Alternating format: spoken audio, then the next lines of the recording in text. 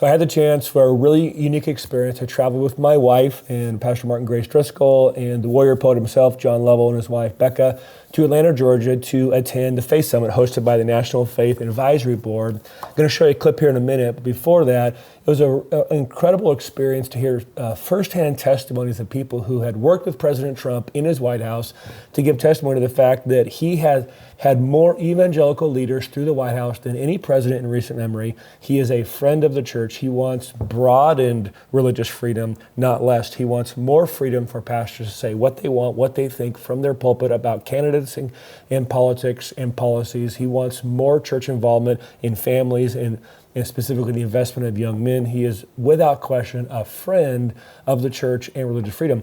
But before President Trump got up to address us in his last Faith Summit before the election, I had a favorite moment, and it was when they called him the bishop. I'd never met him before or heard him before. He got up and in 2.5 minutes absolutely crushed it, and I was able to obtain the video of it from DayStar. Thank you to DayStar, and I got it for you here. You got to check this out.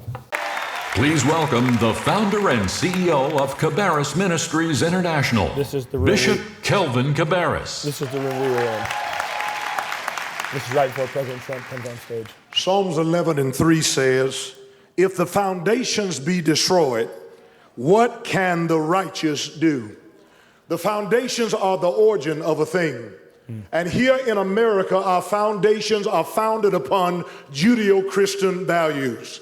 And in this hour, the enemy is using every attempt to derail what we have been founded upon. But the question posed by the text is, what can the righteous do? That's right. And in that very text, it gives the answer. It reminds us that Christ still sits on the throne. Let's go. And the righteous is to look up to Christ and to lift up the name of Christ, that he would be glorified in the government, glorified in America, and glorified all around the world. Well, we were all fired up at this point, but he just getting warmed up. So I'm standing here this afternoon as an African American man that's big, that's black, that's tall, that's strong, that's courageous, and despite what they say, I am black. Oh my gosh. And I want to tell every African American in here, don't you be afraid to lose your barbecue card. Don't you be afraid to lose your black card. Lift up your kingdom card. Lift up your Jesus card. On Christ the solid rock we stand. All other grounds are sinking. So what can we do? Vote. What can we do? Go to your church and don't be a puppet, but be a prophet and tell your church, vote for religious freedom. Vote to protect babies. Vote to protect America. Vote to defend Israel.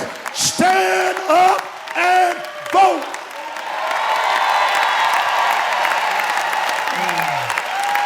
We are on our feet at this point.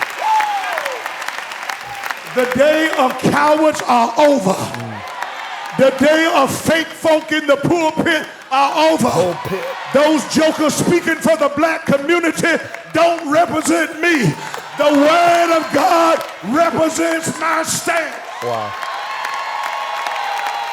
I will not bend. I will not bow. I will not break. I will not burn.